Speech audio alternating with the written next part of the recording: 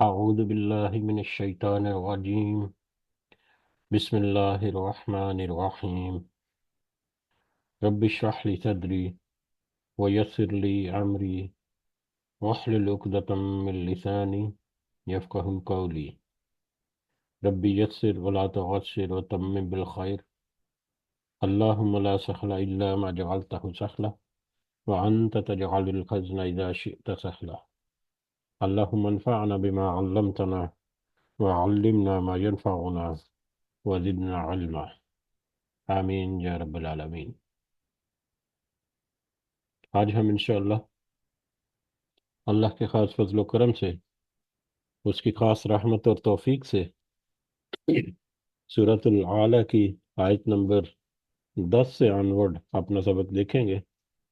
اور کچھ آیات کو ہم سمجھنے کی کوشش کریں گے۔ سب سے پہلے ہم اسی کی حمد اور اسی کا شکر اور اسی کی تعریف کرتے ہیں جس نے ہمیں یہ وقت اور یہ مہلت عطا فرمائی، جس نے ہمیں یہ وسائل، یہ سہولیات، یہ ضروریات، یہ ٹیکنالوجی اور بے شمار انعام و اکرام اور فضل و کرم ہمارے اوپر کیا، اور خاص کر جس نے ہمارے دلوں میں یہ ڈالا کہ ہم اس بابرکت کلام کو سمجھنے کی کوشش کریں۔ اللہ تعالیٰ سے دعا ہے کہ اس کوشش میں ہمیں استقامت نصیب فرمائے، اس کی صحیح سمجھ اللہ تعالیٰ ہمیں عطا فرمائے، اس کے ذریعے سے اللہ ہمیں اپنی اور اپنے ساتھیوں کی اصلاح کرنے کی توفیق عطا فرمائے، اور دنیا کے ساتھ ساتھ اللہ ہمیں آخرت کی کامیابی اور بھلائی اور اپنا خاص فضل و کرم ہمارے شامل حال رکھے۔ آمین یا رب العالمین۔ آگے بڑھنے سے پہلے پچھلی جو 9 آیات جو اس سے پہلے ہم نے کور کی، ان کا ترجمہ ایک دفعہ اس پر نظر دوڑائیں تو اس میں اللہ تعالیٰ نے کہا، سب سے پہلی آیت، سبح اسم ربک العالی، سبحان ربی العالی، اے بہت ہی بلند اللہ کے نام، اپنے بہت ہی بلند اللہ کے نام کی پاکیزگی بیان کرو، یا اپنے رب برتر کی پاکیزگی بیان کیجئے، اپنے رب برتر کے نام کی پاکیزگی بیان کیجئے، جس نے پیدا کیا اور صحیح سالم بنایا، اور جس نے ٹھیک ٹھاک اندازہ کیا اور پھر ہدایت دی، رہنمائی کی، اور جس نے تازہ گھاس پیدا کی اور پھر اس تازہ گھاس کو سیاہ کوڑا کر دیا۔ ہم تجھے پڑھائیں گے پھر تو نہ بھولے گا۔ ہم آپ کو پڑھائیں گے صلی اللہ علیہ وسلم، نبی اللہ تعالیٰ فرما رہے ہیں نبی کریم صلی اللہ علیہ وسلم کو، اور پھر آپ نہیں بھولیں گے، مگر مگر وہ جو اللہ چاہے وہ ظاہر اور پوشیدہ کو خوب اچھی طرح سے جانتا ہے۔ ہم آپ کے لیے آسانی پیدا کر دیں گے تو آپ نصیحت کرتے رہیں اگر نصیحت کچھ فائدہ دے۔ یہ پہلی 9 آیات جن کو ہم نے پچھلے 2 اپنے مجلسوں میں سمجھنے کی کوشش کی، ان ساری آیات کو اگر ہم احاطہ کیا جائے یا اس کو اگر ہم اپنے سامنے رکھیں تو ہمیں اندازہ ہوتا ہے کہ یہ سورہ مبارکہ یا اس جیسی دوسری بہت ساری صورتیں جن کا بطور خاص نبی کریم صلی اللہ علیہ وسلم اپنے نمازوں میں جن کی تلاوت کرتے، جن کی تلاوت کرنے کی تلقین کرتے، بار بار یہ دہرائی جانے والی آیات اور صورتیں جو ہیں، ان میں کس قدر گہرے اور کس قدر وسیع معنی جو ہیں وہ چھپے ہوئے ہیں، کس قدر گہری باتیں جو ہیں وہ ان میں ہمیں نظر آتی ہیں۔ اور یہ ساری جو ہیں وہ شروع کے دور کی آیات، جس میں چند الفاظ، 2 3، ایون کہ کئی دفعہ تو ایک ہی لفظ پر مشتمل پوری آیت، یا عام طور پر 2 3 4 الفاظ پر مشتمل آیت، کہ اس کے اندر اس قدر گہرائی، اور جو اس زبان کو سمجھنے والے ہیں، جو اس زبان کی گہرائی کو جاننے والے ہیں، وہ یقیناً اس کی طرف اس وقت اٹریکٹیو ہوتے ہوں گے۔ یہی وجہ تھی کہ اس وقت کے جو سردار، جو ہٹ درم قسم کے لوگ تھے، انہوں نے نہ صرف خود اس سے پیچھے ہٹے بلکہ لوگوں کو بھی کوشش کرتے رہے کہ ذرا دور ہٹ جائیں اس سے، نبی کریم صلی اللہ علیہ وسلم کی بات یا ان کی یا قرآن کی آیات وہ ان کے کانوں میں پڑے ہی نہ، کیونکہ ایک لفظ یا چند الفاظ کانوں میں پڑتے ہیں تو اس قدر وہ سمندر میں غوطہ لگا لیتا ہے وہ انسان جو اس کی سمجھ بوجھ رکھتا ہے، کہ پھر اس کو ہدایت کے علاوہ واپسی کا راستہ نہیں ملتا۔ ہدایت ہی ہدایت اس کو ملتی ہے۔ یہ ساری کی ساری آیات جو ہیں تذکیر اللہ تعالیٰ کی، اللہ تعالیٰ کی بڑائی، اللہ تعالیٰ کی بزرگی، اللہ تعالیٰ کی قدرت اور اللہ تعالیٰ کی نصیحت حاصل کرنے کے لیے اس قدر شاندار اور جاندار آیات ہیں۔ ہم سب کو چاہیے کہ ہم اپنے تئیں ضرور کوشش کریں، اپنے تئیں ضرور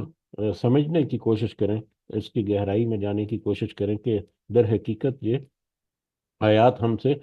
ہمیں کیا نصیحت کر رہی ہیں اور ہم سے کیا مطالبہ کر رہی ہیں۔ اور دوسری میں ایک اور بات تھوڑی سی اضافہ کرتا چلوں کہ دوسروں کے کال کو سن لینا، دوسروں کی بات یا کوئی سپیچ یا کوئی بیان یا کوئی تقریر یا کوئی خطبہ یا کوئی ویڈیوز لگا کر کچھ سن لینا، یقیناً یہ بہت ہی اہم اور بہت ہی افادیت والی بات ہے، لیکن آپ خود کہیں سے پڑھیں یا کچھ بھی آپ نے سنا ہے اس کو سن کر اس کے مطابق اپنا کوئی ذہن بنائے، اپنا کوئی نوٹ بنائے، اپنے کوئی اس کو انڈرسٹینڈنگ ڈیولپ کرنے کے لیے اپنی کچھ کوشش اس میں شامل کریں، تو آپ دیکھیں گے کہ آپ کو کس قدر اس کا فائدہ ہوتا ہے، کس قدر آپ کو گہرائی اس کی جو ہے وہ سمجھ آتی ہے۔ تو یہ ایک میرا پیغام ہے، جو کہ میرا ایک ذاتی تجربہ جو ہے وہ بھی آپ کہہ سکیں کہ کسی دوسرے کی بات کو سن لینا یا سپیچز وغیرہ سن لینا یا پڑھ لینا، یقیناً وہ بہت اہم بات ہے۔ اللہ تعالیٰ اس کی بھی توفیق دے، جس کو توفیق دیتا ہے وہی یہ کرتا ہے، لیکن اس میں اپنی اضافی کوشش کو اگر آپ شامل کریں گے، اپنی اضافی کوشش اس میں آپ انویسٹ کریں گے، تو پھر یقیناً آپ کو اس سمندر کی گہرائیاں جو ہیں ان کا اندازہ جو ہے وہ مختلف طریقے سے ہوگا، اور پھر آپ زیادہ اس کو پہچان سکیں گے، اس کی گہرائی کو بھی اور اس کے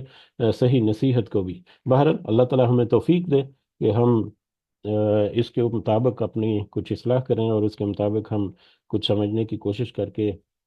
دوسروں کو بھی ہم اس قابل کریں کہ وہ بھی اس طرح سے کریں، انشاءاللہ آمین۔ اپنے سبق کی طرف آتے ہیں۔ آیت نمبر 10 سے آج ہمارا آغاز ہوگا، اور اس کے پچھلی آیات جو ہیں ان کو ہم نے سمجھنے کی تھوڑی سی حقیر اور ایک مختصر سی اور کمزور سی کوشش کی ہم نے۔ بہر آخری جو کچھ آیات ہم نے دو تین دیکھی تھیں، کہ آیت نمبر 6 میں کہ ہم آپ کو یہ جو وحی آپ کے اوپر آ رہی ہے، چاہے وہ قرآن کی شکل میں ہے یا چاہے دیگر احکامات اور دیگر رہنمائیاں جو اللہ تعالیٰ کی طرف سے نبی کریم صلی اللہ علیہ وسلم کو وحی کے ذریعے سے ملتی تھیں، تو ان کے بارے میں آپ کوئی فکر مند نہ ہو، ان کو آپ کے سینہ مبارک پر اللہ تعالیٰ کہہ رہے ہیں کہ ان کو آپ کے سینہ مبارک پر محفوظ کر دینا، پھر ان کو آپ کی زبان سے پھر ادا کروا دینا، اور پھر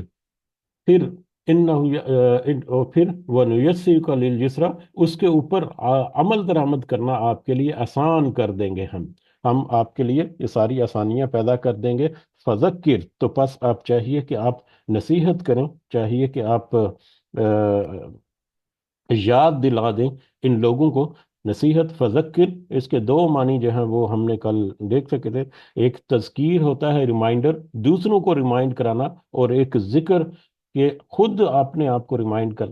کرانا، یا خود اپنے آپ کو اس کے لیے آگے قائل کرنا، اور پھر بار بار دہرانا اور بار بار یاد کرنا اور بار بار ریپیٹ کرنا۔ تو آپ نصیحت کیجئے، خود بھی ذکر کیجئے، دوسروں کو بھی اس ذکر کی نصیحت کیجئے یا اس ذکر کی طرف رائے کر آپ کیجئے، ریمائنڈ کرائیے۔ کیا ریمائنڈ کرائیے؟ وہ فطرت جو اس انسان کے دل میں یا اس انسان کے اندر موجود ہے، رب کو پہچاننے کی جبلت جو ہے اس جبلت کو، اس فکر کو، اس کی طرف رہنمائی کیجیے، یاد کرائیے کہ بے شک ان نفعات ذکر، یہ نصیحت جو ہے یہ تو ہمیشہ نفع بخشی ہے۔ جو اس کو کوشش کرے گا یقیناً وہ اس سے نفع حاصل کر کے ہی رہے گا، اور جس نے نصیحت کی اس کو تو اس کا نفع مل کر ہی رہے گا، کیونکہ اس نے تو اپنی کوشش کی۔ جو اللہ تعالیٰ کا حکم ہے وہ اس کا اجر کا مستحق ہو گیا۔ تو جو نصیحت کیجئے، اور جہاں تک آپ کو لگے کہ کوئی نصیحت جو ہے وہ کچھ لوگوں کے لیے یا کچھ انداز میں، یا کچھ ایسا گروہ ہے یا کچھ ایسے لوگ ہیں جو نصیحت کی طرف آتے ہیں یا جن کے لیے نصیحت زیادہ فائدہ مند ہے، یا جو اس نصیحت کو تھوڑا سمجھنے کی کوشش کرتے ہیں، تو بطور خاص ان کی طرف توجہ مبذول کیجئے، اور باقی دعوت عام، نصیحت عام جو ہے وہ کرتے رہیے۔ سید تو یہ یہاں تک تھا، یہی موضوع یا یہی سبجیکٹ یا یہی جو مضمون ہے، یہی آگے بھی جائے گا اگلی آیات میں بھی۔ تو آج کا سبق ہمارا آیت نمبر 10 سے ہے۔ اعوذ باللہ من الشیطان الرجیم، سیذکر،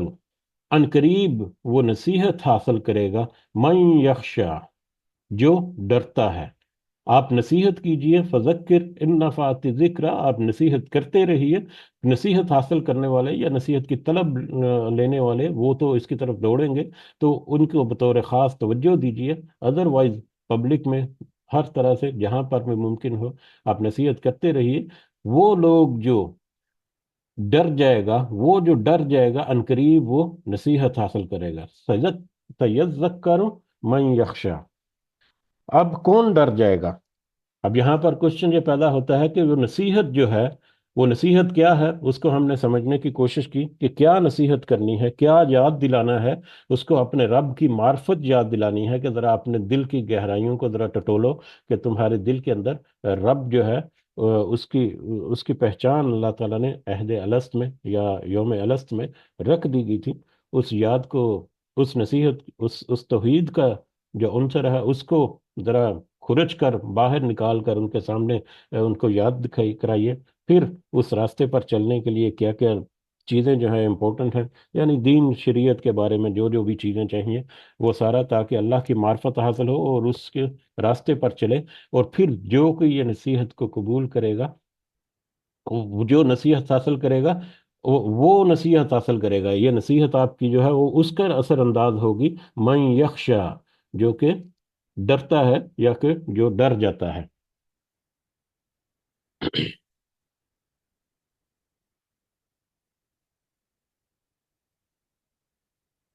اب کون سے لوگ ہیں جو ڈر جاتے ہیں، یا نصیحت کون حاصل کرے گا، یا کون ہے جو جو نصیحت حاصل، ڈر کیا چیز ہے؟ یہ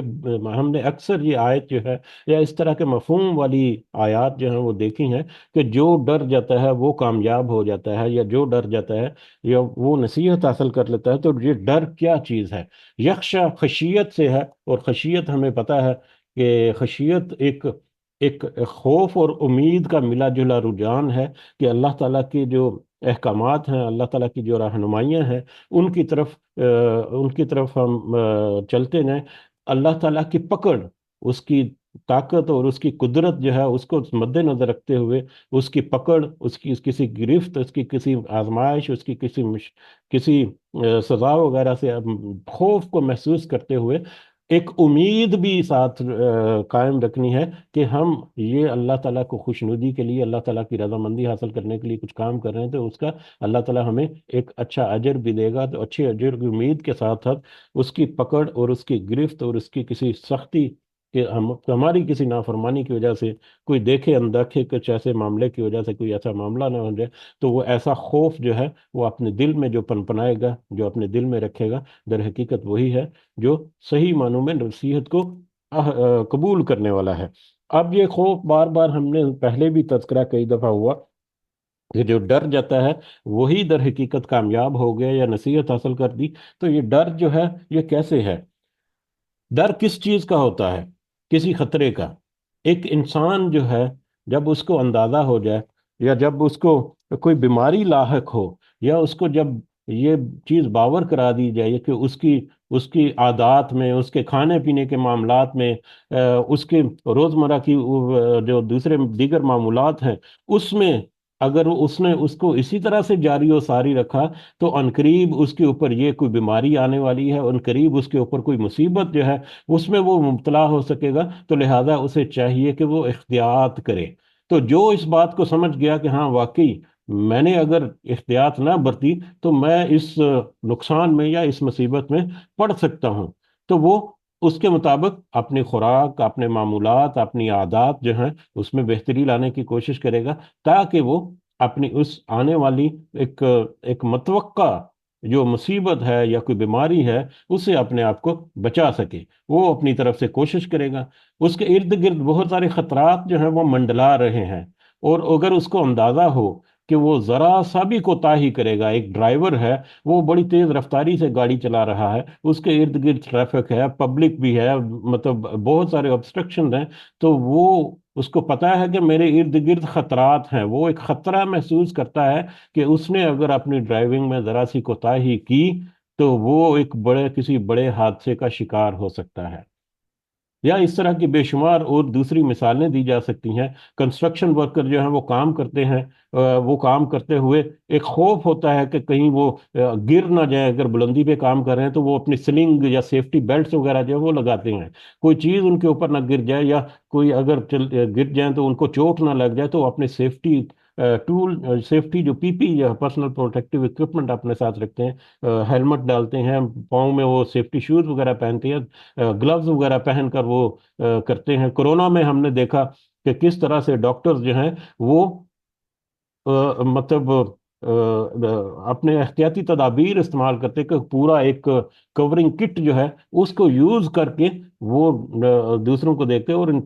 عام پبلک جو ہے وہ بھی بہت سارے سیفٹی میئر جو ہیں وہ اختیار کی، انہوں نے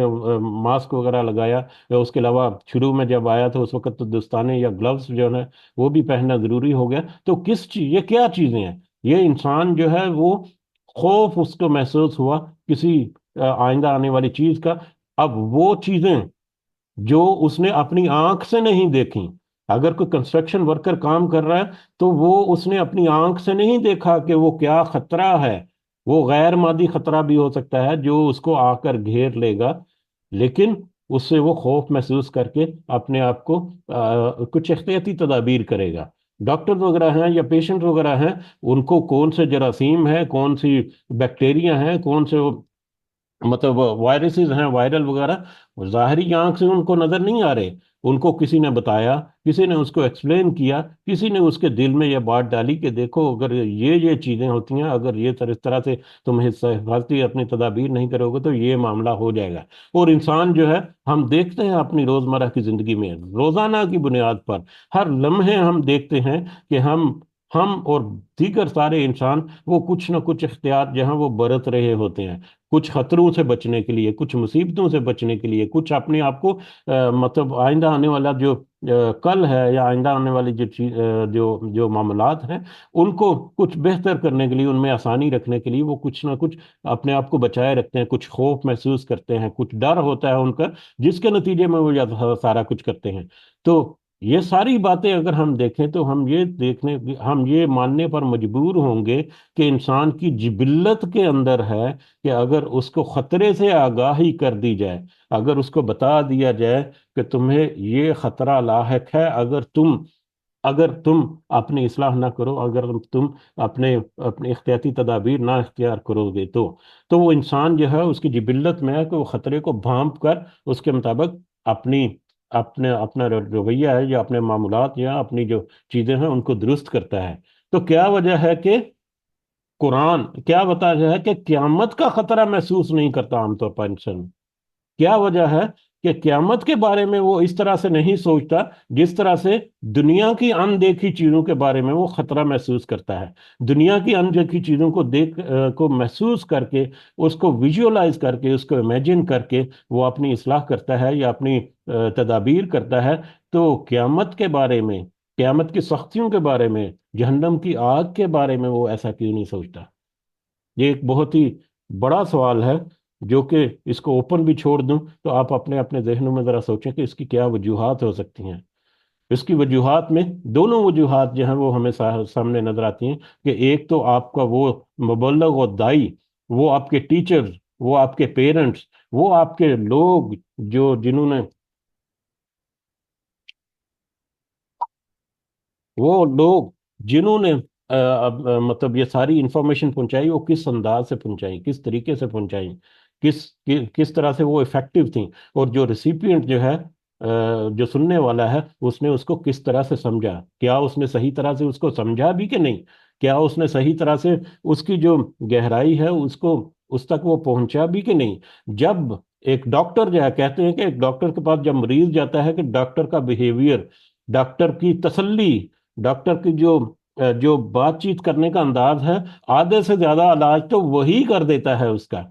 اس ڈاکٹر کا بیہیویئر جو ہے، یا اس ڈاکٹر کا بات چیت کرنے کا انداز یا سمجھانے کا انداز، آدھی تسلی تو اسی سے ہو جاتی ہے مریض کو، پھر باقی آدھی تسلی جو ہے وہ اپنے پریکٹیکلی کچھ دوائیاں یا کچھ احتیاط وغیرہ برت کر جو کرتا ہے، تو اس سے وہ مطلب آگے چلتا ہے۔ تو اسی طرح سے یہاں پر ہم نے پیچھے بھی پڑھ لیا، تو اللہ تعالیٰ کو، نبی کریم صلی اللہ علیہ وسلم کو اللہ تعالیٰ نے کہا کہ آپ فذکر، آپ نصیحت کیجئے، ان نفعت الذکرہ، اگر یہ نصیحت جو ہے وہ نفع دے تو یہ یقیناً نصیحت جو ہے نفع بخش ہو سکتی ہے۔ آپ اس کا انداز جو ہے اس کو ایسا اپنائیے کہ جو سننے والا جو ہے اس کے دل میں جا کر وہ گھر کر جائے وہ جو بھی بات ہے، تاکہ وہ دل میں اس خوف کو محسوس کرے۔ اب دنیاوی خوف جو ہے وہ تو ہم نے تھوڑا سا اندازہ کرنے کے لیے ایک ایک اوپینین جو ہے اس کو واضح کرنے کے لیے میں نے کچھ مثالیں جو تذکرہ کی۔ اسی طرح سے قیامت کے بارے میں بھی لوگوں کے اندر خوف ہونا چاہیے، ہمارے اندر خوف ہونا چاہیے۔ محشر کی جو ہولناکیاں ہیں، قیامت کا جب آغاز ہوگا تو اس وقت کی ہولناکیاں کہ کس طرح سے زمین جب ترترائے گی، اور اس پہاڑ جو ہے روئی کی طرح، دھنکتی ہوئی روئی کی طرح اڑتے پھریں گے، اور ریت کی طرح ریزہ ریزہ ہو جائیں گے، اور آسمانوں سے پھر آگ برسے گی، اور یہ سارا ماحول جو ہے یہ ہمیں اپنے اوپر اس کو ویژولائز کرنا ہے تو ہم اس کو محسوس کریں گے خوف۔ میدان محشر کی جو سختیاں ہیں اس کو ہم ویژولائز کریں، پھر جہنم کی جو سختیاں ہیں، جہنم کی آگ کس قدر سخت ہوگی اس کو جب ویژولائز کریں، ویژولائز کرانے والا جب دوسروں کو ہم کریں تو اس انداز میں کریں، اس کے دوسرا جو سننے والا ہے اس کے علم، اس کا جو لیول ہے، اس کی جو انڈرسٹینڈنگ ہے، اس انداز سے اس کو بتائیں کہ وہ اس کو سمجھ پائے، یا اس کی طرف وہ اٹریکٹیو ہو کر، اٹینٹیو ہو کر اس کو وہ سنے۔ تو ہمیں اپنے اندر بھی اور دوسروں کے اندر بھی یہ خوف یا یہ ڈر جو ہے وہ لے کر آنا ہے، اس کو ویژولائز کر کے، اس کو امیجنائز کر کے، اس کو آئیڈیالائز کر کے کہ یہ سچویشن اسی طرح سے ہمارے سامنے یقیناً پیش آنے والی ہے جس طرح سے ہم دنیا کے خطرات کو بھانپ کر اس کے مطابق ہم اپنے معاملات جو ہیں وہ درست کرتے ہیں۔ تو لہذا جس نے آخرت کی ان خطرات کو، آخرت کی ان سختیوں کو، آخرت کی ان مشقتوں کو اور مصیبتوں کو پہچان لیا، اور اس پہچان کے اس نے اس کا خوف محسوس کر لیا، اس سے وہ ڈر گیا، اور پھر اس کے مطابق جس نے اس نصیحت کو حاصل کر کے اس نے اپنے احتیاطی تدابیر کی ہیں دنیا کی زندگی میں، ان قریب دراصل وہی وہ شخص ہے جس کے بارے میں آگے جا کر آئے گا یا پیچھے بھی گزر گیا کہ وہ کامیاب ہو جائے گا۔ یہی وہ شخص ہے جو کامیاب ہو گیا۔ لیکن اس کے برعکس جس کو خطرے کی نشاندہی کر دی گئی، جس کو ہر چیز بتا دی گئی کہ دیکھو اگر تم نے اپنی اصلاح نہ کی، دنیاوی معاملات میں اگر مثالیں لیں تو وہ بھی آخرت کے معاملات میں، دینی معاملات سے لیں، تو جس نے تو مطلب اس کو اگنور کر دیا، سارا کچھ اس کو بتا دینے کے باوجود، اس کو سمجھا دینے کے باوجود اس نے اس کے اوپر کان نہ دھرے، تو وہ یقیناً خطرات سے لاحق ہوگا، اس کے زیادہ چانسز ہیں، میکسیمم چانسز ہے کہ وہ ولنریبل ہے، وہ اس خطرے میں پڑ ہی جائے گا۔ تو ایسا شخص ہے وہ یتجنبها، وہ دور رہے گا اس سے، الاشقا، جو کہ بدبخت ہوگا، یعنی جو اس خطرے کی نشاندہی کرنے کے باوجود، اس خطرے کے بارے میں سارا کچھ بتا دینے کے باوجود، سارا کچھ ایکسپلین کرنے کے باوجود جو اس سے دور رہ گیا، وہ یتجنبها، جو اس سے دور رہ گیا، جس نے اسے اعراض کر دیا، جس نے اس کے اوپر زیادہ توجہ نہ دی، در حقیقت وہی بڑا بدبخت ہے کہ اس کو تو سارا کچھ بتا دیا لیکن اس نے اس کے مطابق اپنے معاملات ہی درست نہیں کیے۔ تو ایسا بدبخت جو ہے وہ تو یقیناً پھر اس بات کا حقدار ہے کہ اس کو سخت سے سخت سزا ملے، کیونکہ اس نے احتیاطی تدابیر ہی نہیں اپنائی۔ تو یہ آیات جو ہیں دو، آیت نمبر 10 اور 11، یہ بھی الفاظ کے اعتبار سے مختصر، مگر اپنے موضوع اور اپنی گہرائی کے اعتبار سے ایک اتنا بڑا سمندر کہ جس کے اندر کوئی غوطہ لگائے تو بغیر نصیحت کے وہ باہر نہیں نکل سکتا۔ اللہ یسل النار الکبریٰ، اور وہ شخص جو داخل ہوگا بڑی آگ۔ اب یہ جو بدبخت ہے وہ یتجنبها الاشقا، اور بدبخت جو ہے وہ اس سے دور رہے گا، اس ہدایت اور رہنمائی اور نصیحت اس کو پہنچا دیں، اس کے باوجود وہ اسے اعراض کرے گا، تو ایسا بدبخت جو ہے اس کا انجام کیا ہوگا؟ اللہ یسل النار الکبریٰ، کہ جو داخل ہوگا بڑی آگ میں، وہ بدبخت جو ہے وہ اپنی بے احتیاطی کی وجہ سے ایک بڑی آگ میں داخل کیا جائے گا قیامت کے روز۔ یہ بڑی آگ جو ہے یہی سب سے بڑا ایک آبجیکٹ ہے جس کے بارے میں دنیا میں ہم نے خوف محسوس کرنا ہے۔ اور یہ بڑی آگ کتنی سخت ہے، کوئی اگر یہ سمجھتا ہے کہ مطلب میں حیران ہوتا ہوں کہ کچھ لوگ جو ہیں وہ اس طرح کے اوپینین رکھتے ہیں۔ ابھی کچھ ہی عرصہ پہلے بھی میں نے ایک بات سنی کسی سے کہ وہ اس طرح کے اوپینین رکھتے ہیں کہ وہ جی مسلمان ہیں، ہم اللہ پر ایمان لاتے ہیں، ہم تو جنت میں چلے جائیں گے، جہنم میں چلے بھی گئے تو کچھ عرصے کے بعد۔ یہ بہت بڑا ایک بہت بڑی ایک نافرمانی اور ناشکری کی بات ہے جو اس دنیا میں کرتا ہے۔ اگلی آیت میں ہمیں اس کا بھی تھوڑا سا اندازہ ہو جائے گا کہ وہ کس قدر بڑی اور غلطی کرتے ہیں، کس قدر وہ سخت اور مطلب نہ کرنے والی غلطی جو ہے وہ کرتے ہیں۔ بہرحال دنیا کی آگ کے مقابلے میں قیامت کی آگ کس قدر سخت ہوگی اس کا کوئی اندازہ بھی نہیں کر سکتا، کہ ہزاروں گنا، سینکڑوں گنا، ہزاروں گنا۔ اور دنیا میں دنیا کی آگ سے مراد جو ہے وہ آگ، ایک تو یہ زمین کے اوپر بھی آگ جو ہے وہ ہو سکتی ہے، اور اس کے علاوہ وہ آگ بھی ہو سکتی ہے میکسیمم ٹمپریچر کی آگ جس کا ہم نے کوئی کیلکولیشن کر کے اندازہ کر لیا، جیسے کہ سورج میں جو گرمی یا تپش یا جو آگ یا وہاں سے جو حدت اور حرارت ہے وہ ہماری اس دنیا کی زمین کی آگ جو ہے اس سے کئی گنا زیادہ ہے، کئی گنا، کئی 5,000 ڈگری سینٹی گریڈ سے بھی زیادہ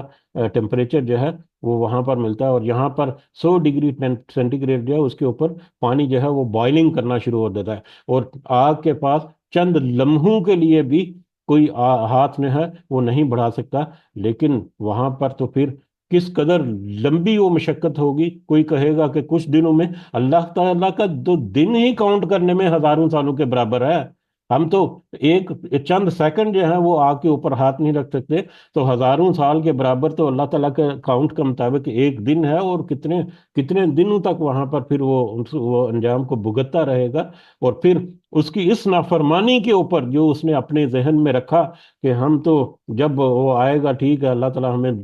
معاف کر ہی دے گا یا ہماری شفاعت ہو ہی جائے گی، تو اس کی اس بدبختی کی وجہ سے، اس کی اس نافرمانی ناشکری کی وجہ سے تو ہو سکتا ہے اللہ تعالیٰ اس کو اور زیادہ مطلب زیادہ دیر تک اس میں رکھیں کہ اس نے اتنا بڑا تکبر کیا کہ اتنی واضح آیات ہونے کے باوجود کہ ایسا بدبخت جس کو بتا دیا گیا کہ جہنم کی آگ جو ہے وہ جہنم جو ہے وہ ایک بری ٹھکانے کی چیز ہے، اس سے ڈر جاؤ اور نصیحت حاصل کر لو، لیکن اس کے باوجود وہ بے احتیاطی کرتا رہا، تو پھر تو اللہ تعالیٰ اس کے ساتھ کس طرح سے معاملہ کرے گا، اور ان کی وہاں پر حالت کیا ہوگی، کس طرح سے وہ وہاں پر ہوں گے۔ ثم لا يموت فيها ولا يحيا، نہ وہ مرے گا اس میں اور نہ ہی وہ زندہ رہے گا۔ یعنی اس جہنم کی آگ میں ان کی کیفیت ایسی ہوگی کہ وہ اپنی موت جو ہے وہ مانگے گا کہ مجھے موت آ جائے کہ میں اس مصیبت سے چھٹکارا پا جاؤں، لیکن اس کے اوپر موت نہیں آئے گی۔ اور زندگی کی وہ بھیک مانگے گا کہ مجھے جس قدر مجھے عذاب ہو رہا ہے، میں یہ نہیں کہتا کہ اس عذاب کو چھوڑ دو، اس عذاب میں تھوڑی سی کمی ہی کر دو، وہ بھی اس کو میسر نہیں ہوگا کہ وہ زندگی کی بھی بھیک مانگے گا کہ زندگی میں جو بھی جس طرح سے بھی تھوڑا سا کمی ہی ہو جائے اس میں، وہ بھی اس کے لیے وہاں پر ممکن نہیں ہوگا۔ کس قدر وہاں پر سخت حالات ہوں گے۔ یہاں پر دنیا کی آگ میں تو خدا نہ خواستہ، خدا نہ خواستہ، خدا نہ خواستہ کوئی جھلس جاتا ہے یا کوئی آگ لگنے کی وجہ سے، تو وہ آگ جب اس کو پکڑتی ہے کسی کو تو وہ چند منٹس میں تو وہ مطلب جل جاتا ہے اور اس کو موت وارد ہو جاتی ہے، لیکن جب تک اس کو موت وارد نہیں ہوتی وہ شدید تکلیف اور کرب میں ہوتا ہے۔ لیکن جیسے ہی اس کے اوپر موت آ گئی تو وہ تو اس کرب سے نکل گیا، اس تکلیف اور مصیبت سے اس کا چھٹکارا پا لیا اس نے۔ لیکن خدا نہ خواستہ اگر کوئی آگ میں اس طرح سے جھلسے اور اس کی جان نہ نکلے اور اس کو موت نہ آئے تو مطلب استغفر اللہ، اللہ تعالیٰ ہمیں معاف کرے کہ اس کو ہم ویژولائز کریں کہ وہ کیسے تڑپے گا اور کیسے وہ بلائے گا اور کیسے وہ حالات ہوں گے اس کے کہ اس کو موت نہیں آ رہی ہے اور آگ نے اس کو سارا کچھ جلجھا دیا۔ اللہ تعالیٰ ہم سب کو ایسی کسی بھی سچویشن سے محفوظ رکھے، آمین۔ تو وہاں پر اس کی کیفیت ایسی ہوگی کہ نہ وہ مرے گا اور نہ ہی وہ زندہ زندہ رہے گا۔ تو اسی آیات کے ریفرنس سے تقریباً سارے مفسرین نے ایک حدیث جو کہ صحیح مسلم سے ہمیں پتہ چلتی ہے، اس کے بارے میں تذکرہ کیا ہے کہ یہ جو ہمیشہ رہنے والا جو عذاب ہے قیامت کا، جہنم کا، یہ ان لوگوں کے لیے جو کافر ہیں، جو مشرک ہیں، جنہوں نے خاص کر توحید اور توحید کے علاوہ دیگر جو بنیادی جو مطلب دین کے جو معاملات ہیں، عقائد جو ہیں، ان میں اپنا درست نہ کیا، خاص کر توحید جو ہے، توحید کو تو کسی صورت بھی اللہ تعالیٰ نہیں چھوڑے گا۔ توحید کے اوپر جس نے کمپرومائز کر لیا، وہ تو کسی صورت اللہ تعالیٰ اس کو جہنم سے نہیں نکالے گا، یہ اللہ تعالیٰ کا وعدہ ہے۔ کوئی اگر اس کے اوپر بھی کہے کہ اللہ تعالیٰ معاف کر دے گا، اگر اس نے توحید کے اوپر کوئی ڈنڈی ماری ہوئی ہے تو اللہ تعالیٰ اپنے وعدے کے خلاف تو نہیں کرے گا۔ تو بہرحال تو وہ صحیح مسلم کی حدیث ہے کہ وہ لوگ جو مشرک ہیں، ان کے لیے تو یہ عذاب جو ہے وہ کنٹینیوس رہے گا، وہ اسی طرح سے ابدی عذاب رہے گا۔ ہاں، وہ لوگ جو توحید کے ساتھ گئے لیکن اپنی نافرمانی اور کچھ گناہوں کی وجہ سے وہ جہنم میں ڈالے گئے، تو جتنا بھی عرصہ اللہ تعالیٰ کا، اور یہ یقیناً ہمیں اپنے ذہن میں رکھنی چاہیے کہ اللہ تعالیٰ کی کاؤنٹنگ جو ہے ہمارے یہ دنوں، ہماری دنیا کی دنوں کی کاؤنٹنگ کے کئی گنا زیادہ ہے، ہزاروں سال کے برابر ایک دن۔ تو جتنا بھی وہ وقت ہے اس کا، جہنم میں جب وہ اپنی سزا اس کی اللہ تعالیٰ کے جو جو بھی طے شدہ جو طریقہ ہے یا وقت ہے اس کے مطابق جب پوری ہو جائے گی، تو پھر اس کے بارے میں آتا ہے کہ جب وہ سزا اپنی بھگت لیں گے تو اللہ تعالیٰ انہیں موت دے دے گا، ایک عارضی موت دے دے گا، پھر ان کے حق میں شفاعت قبول کی جائے گی، اور ان کی جلی ہوئی لاشیں جنت کی نہروں پر لا کر ڈالی جائیں گی، اور اہل جنت سے کہا جائے گا کہ ان پر پانی ڈالو، اور اس پانی ڈالنے سے وہ اس طرح جی اٹھیں گی جیسے زمین سے نباتات یا پودے وغیرہ جو ہیں وہ بارش کا پانی یا آبیاری کرنے کی وجہ سے وہ نکل کر کھڑے ہو جاتے ہیں۔ تو اس طرح سے وہاں پر ان کی مطلب دوبارہ سے ان کو پھر جنت میں داخل کر دیا جائے گا۔ لیکن اس حدیث میں بھی ہم اگر تھوڑا سا دوبارہ سے ریویو کرنے کی کوشش کریں تو اس حدیث میں ہمیں ملتا ہے کہ ان کی جلی ہوئی لاشوں کو یعنی جب تک ان کے اوپر یہ وقت نہیں آئے گا کہ وہ ان کی شفاعت ان کے حق میں قبول ہو یا ان کو جہنم سے نکال دیا جائے، تب تک وہ اسی کرب اور اسی مصیبت اور اسی سختی میں وہ رہیں گے، اور کتنا وہ ان کو سہنا پڑے گا ہم اس کا کسی طور پر بھی کچھ اندازہ تک نہیں کر سکتے۔ پھر اللہ تعالیٰ جب چاہے گا ان کو عارضی طور پر مار دے گا، اور پھر ان کی جلی ہوئی لاشیں جو ہیں ان کو جنت کی کچھ نہروں میں ڈال کر ان کے اوپر پانی جب ڈالا جائے گا تو وہ پھر دوبارہ سے ایک ہرے بھرے انسان کی طرح سے دوبارہ سے وہ زندہ ہو جائیں گے۔ تو یہ حدیث بھی ہمیں گو کہ یہ بھی بتاتی ہے کہ ان کی شفاعت قبول ہونے کے بعد ان کو جنت میں داخل کیا جائے گا، لیکن اس کے ساتھ ساتھ ہمیں اس حدیث سے یہ بھی پتہ چلتا ہے کہ اس وقت تک پہنچنے سے پہلے انہوں نے کس قدر مشقت، کس قدر تکلیف اور کس قدر انہوں نے سزا جو بھگتی ہوگی، کوئی گمان بھی نہیں کر سکتا۔ بہرحال ثم لا يموت فیہا ولا یحیا، کہ وہ بدبخت جو ہے جس کو ایک بڑی آگ میں ڈال دیا جائے گا، تو وہ بڑی آگ میں پھر نہ ہی وہ مرے گا، موت مانگے گا کہ اس کو موت نہیں آئے گی، اور زندگی کی بھیک مانگے گا کہ تھوڑا سا عذاب میں، سختی میں تھوڑی سی کمی بھی ہو جائے، تو وہ بھی اس کو میسر نہیں ہوگی۔ ہاں البتہ اس کے برعکس وہ جو قد افلح من تزکا، یقیناً وہ کامیاب ہو گیا جو پاک ہو گیا۔ اس کے برعکس ایک تو یہ ہے بدبخت جس کا اندام جو ہے یہ اللہ تعالیٰ نے ہمیں بتا دیا دو تین آیات کی شکل میں، لیکن اس کے برعکس جس نے اس نصیحت کو حاصل کیا، وہی نصیحت جس کا بار بار پہلے تذکرہ چل رہا ہے، تو جس نے بھی اس نصیحت کو حاصل کر لیا، جو ڈر گیا، جو نصیحت حاصل کی کرے گا وہ جو ڈر گیا، جس نے اس نصیحت کو حاصل کر لیا، قد افلح من تزکا، وہ یقیناً کامیاب ہو گیا۔ اس نے تزکیہ کر لیا، یا جس نے تزکیہ کر لیا، تزکیہ نفس کر لیا، وہ در حقیقت کامیاب ہو گیا۔ اب یہ تزکا جو ہے یہ کیا ہے؟ یہ ایک امپورٹنٹ ہے یہاں پر ہمارے سمجھنے کے لیے۔ ویسے تو یہ ایک عام سا لفظ ہے، تزکا کہتے ہیں کسی چیز کو گندگی وغیرہ سے پاک کرنا۔ اسی طرح زکوٰۃ المال بھی انہی الفاظ سے یا انہی بیسک جو کنسٹرکشن ہے وہ حروف کی اس سے بنا ہے۔ زکوٰۃ المال کے مال کو جو پاک کرنے والا کرنے کے لیے جو زکوٰۃ ادا کی جاتی ہے، زکوٰۃ المال جو اس کو ہم کہتے ہیں۔ تو تزکا کسی چیز کو گندگی سے پاک کرنا ہے۔ تو کامیاب یا فلاح وہ ہوگا جس نے اپنے نفس کو گندگیوں سے پاک کر لیا۔ अब ये गंदगियां जो हैं वो किस तरह की होती हैं, इसकी दो बड़ी बड़ी कैटेगरीज जो हैं वो हमें मिलती हैं। एक तो ज़ाहिरी पाकीज़गी है या ज़ाहिरी तौर पर जो नजासत और गंदगी वगैरह है, और एक है रूहानी तौर पर, रूहानी एतबार से। ज़ाहिरी एतबार से अगर हम देखें तो इससे पहले सूरतुल मुद्दस्सर के की कुछ आयात जो हैं, शुरू की कुछ आयात, उसके बारे में हमने काफ़ी तफसील से हमने इसके ऊपर तज़किरा किया था, तो लिहाजा उसकी तरफ हम ज़्यादा नहीं जाते। ज़ाहरी पाकीज़गी में जो चीज़ें शामिल होती हैं कि जैसे गुस्ल करना, जनाबत से अपने आप को पाक करना, मतलब इस्तंजा वगैरह के जितने मामलात हैं वो सारे, अपने कपड़े जो हैं उनको पाक साफ रखना, अपने जिस्म को जो है पाक साफ रखना, अपने इर्द गिर्द की जगह जो है वो उसको पाक साफ रखना, ये सारी चीज़ें जो हैं ये हमने बड़ी तफसील के साथ समझने की कोशिश की थी सूरत मुद्दसर की शुरू की आयत में। अगर आप दोबारा से इसको रिव्यू करेंगे तो यकीनन बहुत सारी चीज़ें जो हैं वो, बातें जो हैं वो हमें रिमाइंड हो जाएंगी, क्योंकि वक्त की कमी है, लिहाजा हम उस इस एस्पेक्ट को हम थोड़ा सा नहीं अभी डिस्कस करते,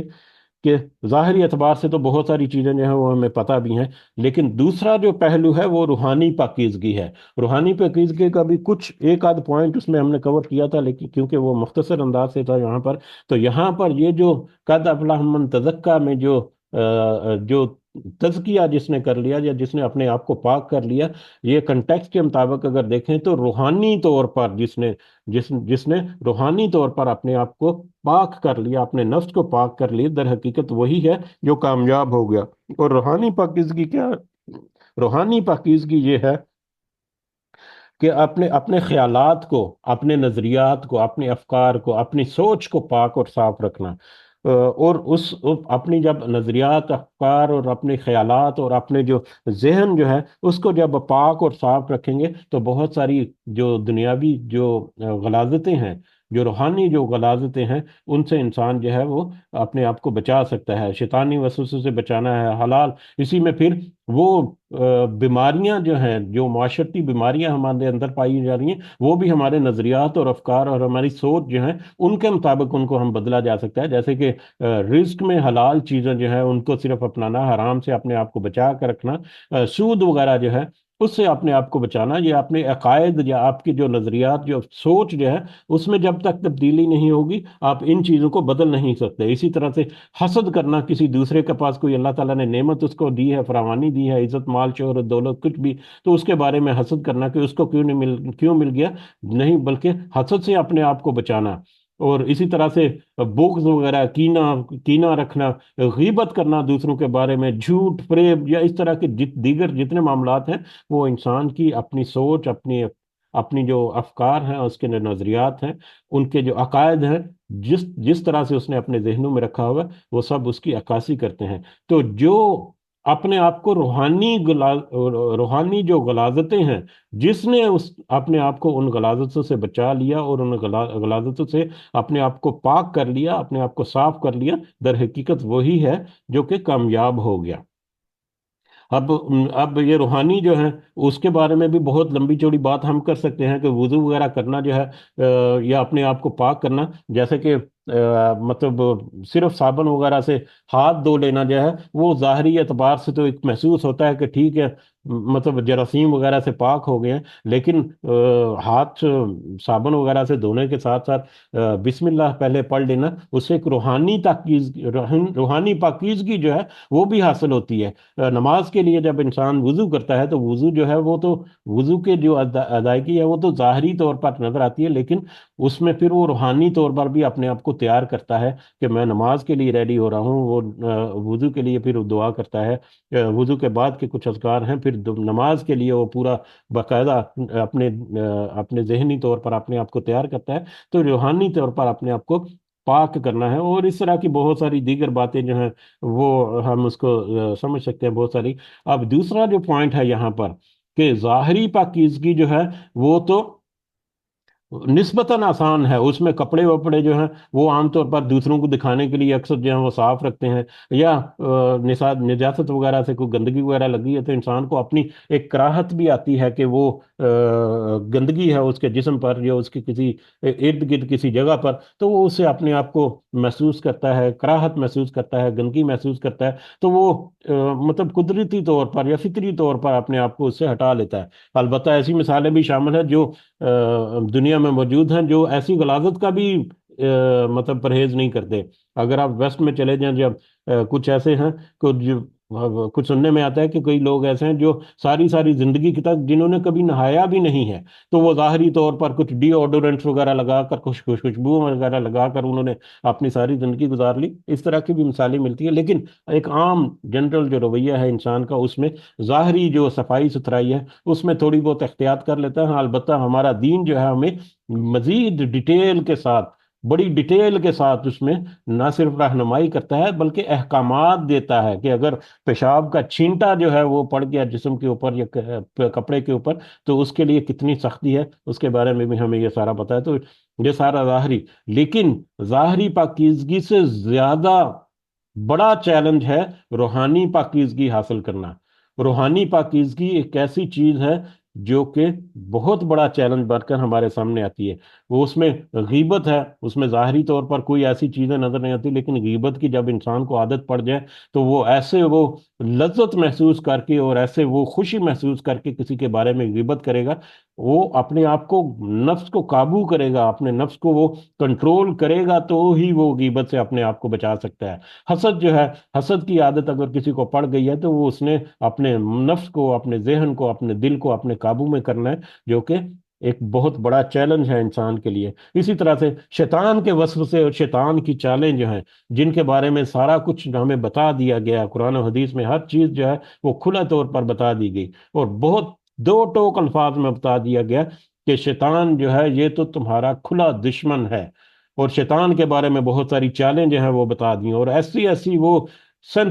ایسی وہ چال چلتا ہے کہ بڑے سے بڑا ایک عابد اور زاہد جو ہے اس کو بھی وہ گھیر کر کئی دفعہ لے جانے میں کامیاب ہو جاتا ہے۔ برسیسا کی سٹوری جو ہے وہ کبھی اگر آپ کے ذہن میں آ گئی نہیں تو آپ دوبارہ سے اس کو یاد کرنے کی کوشش کریں کہ اہل کتاب میں پہلے بنی اسرائیل میں وہ کس قدر عابد اور زاہد شخص تھا، کہ دنیا میں اس وقت کے پورے علاقے میں یا شہر میں اس کے عبد اور اس کے زہد کا ڈنکا بجتا تھا، لیکن کس طرح سے شیطان نے اس کو ورغلا کر مطلب ایک گناہ کبیرہ جو ہے، زنا جو ہے، اس کی طرف وہ لے گیا اور اس کے اوپر اس کو مجبور کیا، اور پھر اس سے بھی آگے پھر وہ اس کو شرک تک لے گیا کہ تم مجھے سجدہ کرو گے تو میں تمہیں یہ موت کی، یہ جو سزائے موت جو ہے اس سے بھی نکال دوں گا۔ جیسے ہی اس نے سجدہ کیا تو اس نے کہا کہ میں تو اللہ سے ڈرتا ہوں، تم نے تو اپنے نفس کے لیے کیا، تو وہ شیطان جو ہے وہاں سے غائب ہو گیا۔ تو وہ شیطان کے وسوسے جو ہیں ان کو سمجھنا، ان کے بارے میں احتیاط کرنا، ان کے بارے میں اپنے آپ کو تھوڑا سا پریپیئر کرنا اور اس کے مطابق اپنی اصلاح کرنا، یہی وہ خطرہ ہے، سب سے بڑا خطرہ جس کے اوپر ہم نے تذکرہ بھی کیا کہ انسان کو جس کی جبلت میں ہے کہ وہ خطرے کو بھانپ کر اپنی اصلاح کرتا ہے۔ تو اللہ تعالیٰ نے تو سارے خطرات کی نشاندہی کرا دی گئی، تو جو اپنا تزکیہ کر لے گا یقیناً وہ کامیاب ہو جائے گا۔ تو قد افلح من تزکا، جو وہ کامیاب وہ ہو گیا جو جو تزکا کر لیا، جس نے اپنے آپ کو پاک کر لیا۔ تو یہ بھی آیت دیکھیں، انتہائی مختصر لیکن کس قدر جامع اور کس قدر وسیع اپنے اندر مفہوم جو ہے وہ چھپائے ہوئے۔ وَذَكَرَ اسْمَ رَبِّهِ فَصَلَّى، تو اس نے یاد کیا نام اپنے رب کا، یہ جو کامیاب ہو گیا، یا اگر تو الگ الگ یہ آیات بھی دیکھی جا سکتی ہیں، لیکن کنٹیکسٹ میں اگر ہم دیکھیں تو وہ جو ڈرتا ہے عنقریب وہی نصیحت حاصل کرے گا۔ یہاں سے اگر ہم اس کو کنیکٹ کریں، ساری آیات کو الگ بھی کر سکتے ہیں یہاں سے بھی، کہ جس نے تو خوف محسوس کر کے اپنی اصلاح کر لی اس نے نصیحت سے فائدہ اٹھا لیا، اور جس نے نصیحت سے فائدہ اٹھا لیا اس نے اپنے آپ کو پاک کر لیا، اور جس نے اپنے آپ کو پاک کر لیا وہ در حقیقت کامیاب ہو گیا۔ اور جس نے نصیحت سے فائدہ اٹھا لیا وہ پھر اپنی کیا پریونٹیو میئرز کیا کرے گا، احتیاطی تدابیر، جس کے بارے میں ہم نے اوپر ذکر کیا کہ خطرہ جب محسوس ہو تو احتیاطی تدابیر کرتا ہے۔ تو احتیاطی تدابیر میں دو یہاں پر اللہ تعالیٰ نے اشارتاً ذکر کی، مثال دے کر ذکر کی، وَذَكَرَ اسْمَ رَبِّهِ فَصَلَّى، ایک تو احتیاطی تدبیر ہے کہ اس نے اپنے نفس کو پاک کر لیا ظاہری اور روحانی پاکی گندگیوں سے، غلاظتوں سے، اور دوسرے نمبر پہ وذکر اسم ربی ہی، اس نے اپنے رب کے نام کو یاد کیا۔ کس طرح سے یاد کیا؟ اپنے رب کی جو صفتیں ہیں، جو کی اس کی تعریف کی، اس کی تسبیح کی، اس کی تمہید کی، بے شمار اس کے بارے میں بھی آ سکتا ہے۔ اسی سورہ مبارکہ کی سب سے پہلی آیت جو ہے، اگر ہم اس کو ریویو کر لیں تو اس میں ہمیں بہت ساری باتیں مل جائیں گی۔ سبح اسم ربک الاعلی، کہ اپنے رب کی نام کی پاکیزگی، اپنے رب برتر جو ہے اس کے نام کی پاکی بیان کیجئے۔ تو اپنے رب کے نام کو اس نے ذکر کیا، یاد کیا بار بار، یا اپنے رب کے نام کو اس نے اپنے دل میں بٹھا لیا، اپنے رب کی یاد کو اس نے اپنے دل میں بٹھا لیا، کہ ہر وقت وہ اپنے رب کو یاد کرتا رہتا ہے، ہر وقت وہ اپنے رب کے ساتھ کنیکشن جو ہے اس کا وہ اسٹیبلشڈ ہے، کہ کبھی اس کے رب کے ساتھ اس کا کنیکشن جو ہے وہ ٹوٹتا نہیں ہے۔ اس سے پہلے غالباً کچھ آیات ایسی گزری تھیں کہ جس میں یہ تھا کہ ظاہری اعتبار سے تو ٹھیک ہے، معاشرتی معاملات یا دوسرے تیسرے جتنے بھی ہیں، لیکن روحانی اعتبار سے جب تک انسان جو ہے وہ کنیکٹڈ رہتا ہے اللہ کے ساتھ، اس کا ذکر اپنے دل میں رکھ کے، اس کا نام یا اس کی یاد اپنے دل میں رکھ کے، تب تک وہ یہ جو شیطانی وسوسے اور دوسری جو روحانی غلاظتیں ہیں ان سے اپنے آپ کو بچا کر رکھتا ہے۔ تو اس نے اپنے رب کا نام جو ہے وہ یاد کیا، یعنی اپنے رب کے نام کو، اپنے رب کی یاد کو، اپنے رب کی جو جو جو پیغام ہے، جو نصیحت ہے، جو ہدایت اور رہنمائی ہے، اس کو اپنے دل میں بٹھا لیا، اور اس کو ہمیشہ وہ دہراتا رہا، اس کو ہمیشہ وہ اپنے مائنڈ میں اس نے رکھا۔ اور پھر فصلہ، پھر اس نے نماز بھی پڑھی، پھر خالی منہ زبانی نہیں، خالی دلی قولی طور پر ہی نہیں اس نے ادا کی رب کے نام، بلکہ پریکٹیکلی فصلہ، اس نے نماز بھی ادا کی۔ اب یہ نماز پڑھی جو ہے، یہ نماز بھی ہمیں پتہ ہے کہ کس قدر وسیع احکامات ہیں۔ ایک ایسا ٹاپک ہے جس کے اوپر اگر گھنٹوں بولا جائے یا دنوں بھی بولا جائے تو اس کے اوپر یہ جو موضوع جو ہے یہ کور کرنا مشکل، اس قدر وہ بڑا ٹاپک ہے۔ بہرحال اگر مختصر الفاظ میں اگر دیکھیں تو نماز جو ہے وہ پریکٹیکل عبادات میں سب سے زیادہ افیکٹو اور سب سے زیادہ کی جانے والی، سب سے زیادہ ادا کی جانے والی، اور سب سے زیادہ دہرائی جانے والی، رپیٹ کی جانے والی ایک عبادت ہے، جو دن میں انسان جو ہے وہ 5 وقت کرتا ہے۔ اور نماز سے کنیکٹڈ اگر ہم دیکھیں، روحانی پاکیزگی جو ہے وہ بھی اس میں کور ہو گئی، جسمانی اور ظاہری پاکیزگی جو ہے وہ بھی اس میں کور ہوگی، پھر نماز میں اللہ کی یاد جو ہے وہ بھی کور ہوگی، نماز میں اللہ کی دعائیں جو ہیں وہ بھی کور ہوگی، نماز میں پھر اللہ سے انسان جو ہے وہ مطلب اللہ کی تعریف اور کرتا ہے، اللہ کی تسبیح بیان کرتا ہے، وہ بھی ہوگی نماز کے بعد، اور پہلے کے اذکار جو ہے وہ بھی، جو ساری چیزوں کو پھر اہتمام کرتا ہے، وہ کس طرح سے اللہ کے ساتھ اس کا کنیکشن جو ہے، پہلی آیت کے پہلے حصے میں کہ اس نے رب کے نام کا ذکر کیا، روحانی طور پر بھی وہ اس کے ساتھ کنیکٹڈ ہے، اور فضل اللہ، پھر جسمانی طور پر بھی، ظاہری طور پر بھی وہ اللہ کے ساتھ وہ کنیکٹڈ ہے، اور بار بار وہ کنیکشن جو ہے وہ ری اسٹیبلش کرتا ہے، کم از کم 5 دفعہ تو دن میں وہ کنیکشن جو ہے وہ ری اسٹیبلش کرتا ہے۔ اس کے علاوہ نوافل وغیرہ اگر پڑھتا ہے، رات کو تہجد کرتا ہے، تو وہ اضافی طور پر اس میں کرتا ہے، اور جس قدر وہ اپنی بیٹری کو ریچارج کرتا رہے گا، جس قدر وہ اس کنیکشن کو مضبوط رکھے گا، اس قدر وہ زیادہ اللہ کی خشیت میں رہے گا، اس قدر وہ زیادہ حقدار ہوگا کہ اللہ تعالیٰ اس کے اوپر آخرت میں فضل و کرم کرے۔ اب یہاں پر دوسرا یہ بھی ہے کہ فصل اللہ نماز اٹسلف ایک بہت بڑا ٹاپک ہے، اس کی نماز کا ذکر کرنے کا مراد یہ بھی اللہ تعالیٰ کی یہاں پر ہو سکتی ہے کہ اس نے صرف قولی طور پر ہی اللہ کے نام اور اس کی ہدایت اور نصیحت جو ہے اس کا ذکر نہیں کیا، بلکہ پریکٹیکلی اس کو کر کے دکھایا، اللہ تعالیٰ کے احکامات کے اوپر اس نے پریکٹیکلی عمل کیا۔ اور ہم نے یہ دیکھتے ہیں کہ جس نے خوشی و خضوع کے ساتھ جو نماز کا اہتمام کرتا ہے، تو پریکٹیکلی وہ بہت سارے گناہوں سے بچ جاتا ہے۔ نماز تو در حقیقت نماز کی قبولیت جو ہے اس کی پہچان ہی دنیا کی زندگی کی میں یہ ہے کہ وہ اپنے آپ کو گناہوں سے بچا لیتا ہے۔ جو نماز پڑھنے کے باوجود گناہوں میں اپنے آپ کو مبتلا رکھتا ہے، تو یہ تو ایک لٹمس ٹیسٹ ہے کہ وہ نمازیں کس انداز میں پڑھتا ہے، اس کو خود ہی پتہ چل جاتا ہے کہ اس کی نمازوں کی حیثیت کیا ہوگی۔ تو بہرحال جس نے پھر وہ ذکر کیا اللہ کے نام کا، اور پھر اس ذکر کے ساتھ پریکٹیکل اللہ تعالیٰ کے احکامات جتنے بھی ہیں ان کے اوپر عمل بھی کیا، تو یہ در حقیقت ہے افلاح، جو کامیاب ہو گیا۔ در حقیقت اصل کامیابی اسی کو میسر ہوگی جس نے اللہ کا ذکر،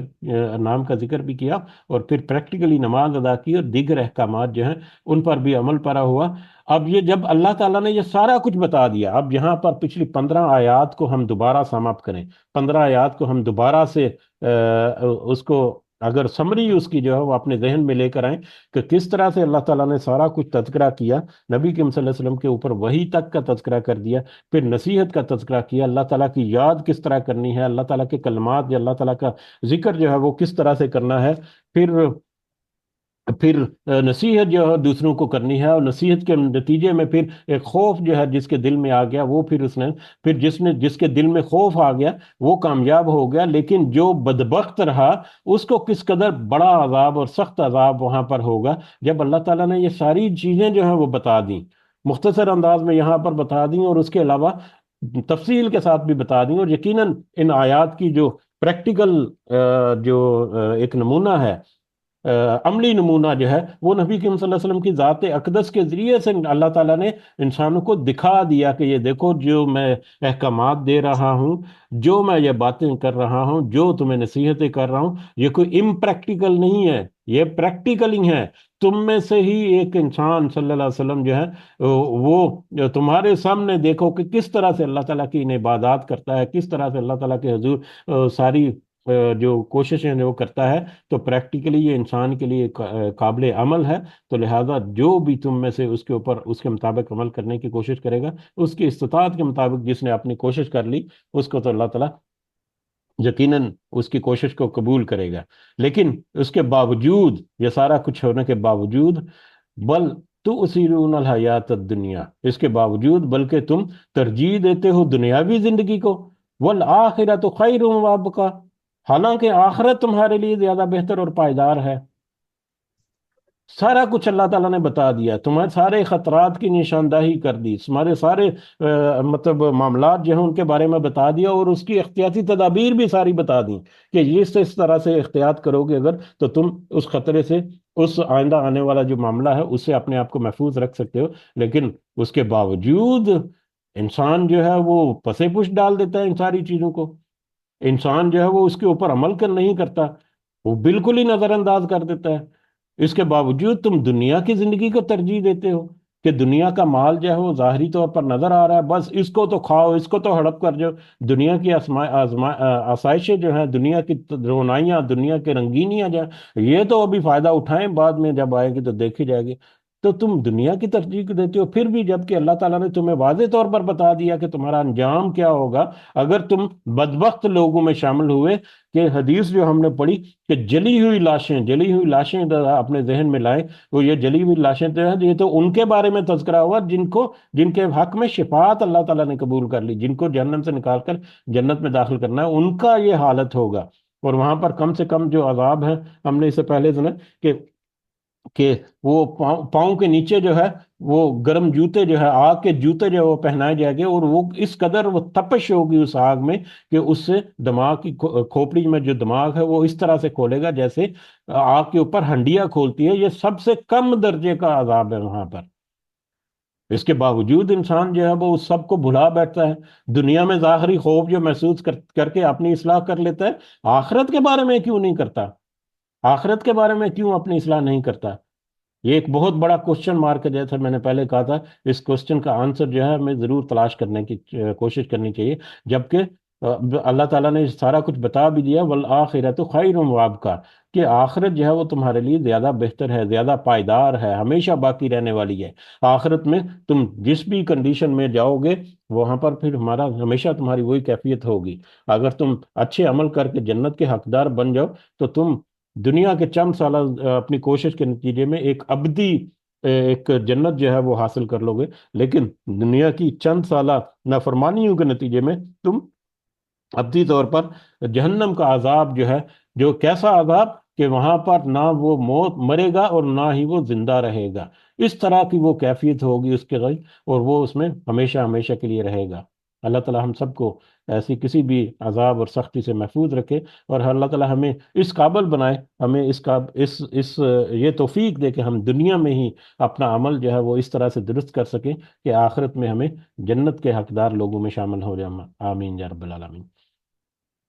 ان هذا لفی الصحف الاولى، بے شک یہ یقیناً صحیفوں میں ہے پہلے۔ یہ بات جو اللہ تعالیٰ نے کی، یہ ذکر، یہ نصیحت، یہ ہدایات، یہ رہنمائی، یہ جتنی باتیں جو ہیں، یہ باتیں جو نئی نہیں ہے، یہی باتیں ہیں یا یہی رہنمائی اور ہدایت جو ہے قیامت کے بارے میں، جنت اور دوزخ کے بارے میں، بعد میں آنے والے حالات کے بارے میں، ان میں ان حالات کو بہتر کرنے کے لیے زندگی میں کیا احتیاطی تدابیر کرنی ہے دنیا کی زندگی میں، اس کے بارے میں یہی ساری نصیحت، یہی سارا انداز جو ہے،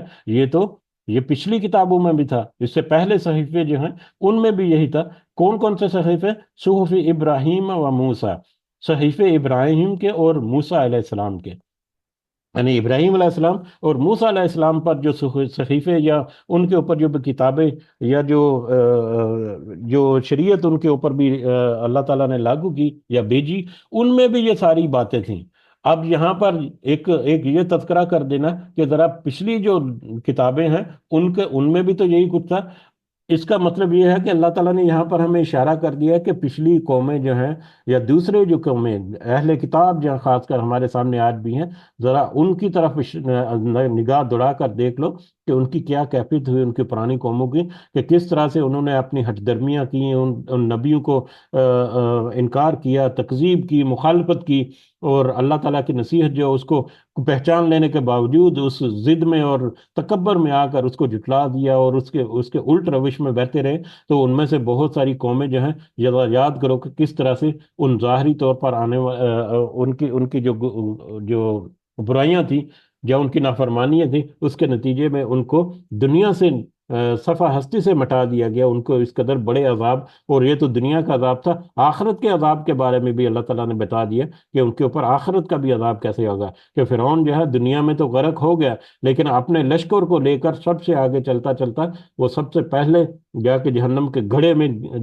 جا کر گرے گا یا گرا دیا جائے گا، اور اس کے پیچھے چلتی چلتی اس کی قوم یا اس کا لشکر جو ہے وہ بھی اسی طرح سے اس کے پیروی کرتا ہوئے جہنم کے گڑھے میں جا گرے گا۔ تو آخرت میں بھی اس کا، تو ان کے بارے میں ذرا مطلب یاد دہانی کر لو کہ یہی نصیحت، یہی ہدایت، یہی رہنمائی ان کو بھی دی، انہوں نے کس طرح سے اس رہنمائی کو ضائع کر دیا، اس ہدایت اور نصیحت سے منہ پھیر لیا کہ وہ دنیا میں بھی ناکام اور نامراد رہے، اور آخرت میں بھی وہ ذلیل و خوار ہونے والے ہیں۔ تو اس طرح سے آج تمہاری کیفیت جو ہے اس کے اوپر تم ذرا نظر دوڑا لو۔ اگر ہم اپنی کیفیت اور اپنے ارد گرد اور اپنا آپ دیکھیں، اللہ تعالیٰ ہم سب کو معاف کریں کہ اللہ تعالیٰ کے بہت بڑا فضل ہے کہ اللہ تعالیٰ نے اس قوم کو ابھی تک تباہ و برباد نہیں کیا۔ کس قدر برے بڑے لیول کی گمراہیاں اور برائیاں جو ہیں اس میں آ چکی ہیں۔ بلکہ ہم اگر یہ دیکھیں کہ پچھلے لوگ جو ہیں وہ تو کسی توحید کے میں ڈنڈی یعنی شرک کے علاوہ کچھ ایک آدھ معاملے میں انہوں نے کوئی ایسی بڑی گمراہی جو ہے یا بڑی ایک گناہ جو ہے وہ کیے، جیسے کہ قوم عاد کے بارے میں ہے کہ وہ ناپ تول میں کمی وغیرہ کرتے تھے۔ قوم لوط جو ہیں انہوں نے ایک ایک لواطت والا سلسلہ جو ہے شروع کیا اس کے نتیجے میں۔ لیکن ہمارا جو حالات ہے، اللہ تعالیٰ ہمیں معاف کرے کہ ہم نے تو ساری برائیاں اپنے اندر جمع کر لی ہیں، اس کے باوجود اللہ تعالیٰ ہمیں مہلت دیے ہوئے، تو کس قدر اللہ تعالیٰ کی بڑی ایک رحمت اور بڑی ایک نعمت ہے ہمارے اوپر کہ اللہ نے مہلت دی ہے کہ تمہاری زندگی جو ہے اس میں اپنے آپ کو معاف کر لو۔ یہ اجتماعی طور پر میں بات کر رہا ہوں، اور کیا کچھ نہیں ہو رہا۔ تو یہ اللہ تعالیٰ کی آیات جو ہیں یہ بہت ہی گہرے اور بہت ہی وسیع جو ہے ہمارے اوپر راز جو ہے وہ کھولنے والی ہیں۔ اللہ تعالیٰ سے دعا ہے کہ اللہ تعالیٰ ہمیں ان آیات کے مطابق اپنی اصلاح کر کے ان کے اوپر عمل کرنے کی بھی توفیق عطا فرمائے۔ آمین یا رب العالمین، وما علینا الا البلاغ المبین۔ جی الحمدللہ، یہ سورہ مبارکہ مکمل ہوئی۔ اگر کچھ اضافہ آپ کرنا چاہیں تو آپ کر سکتے ہیں۔ جزاکم اللہ خیرا کثیرا۔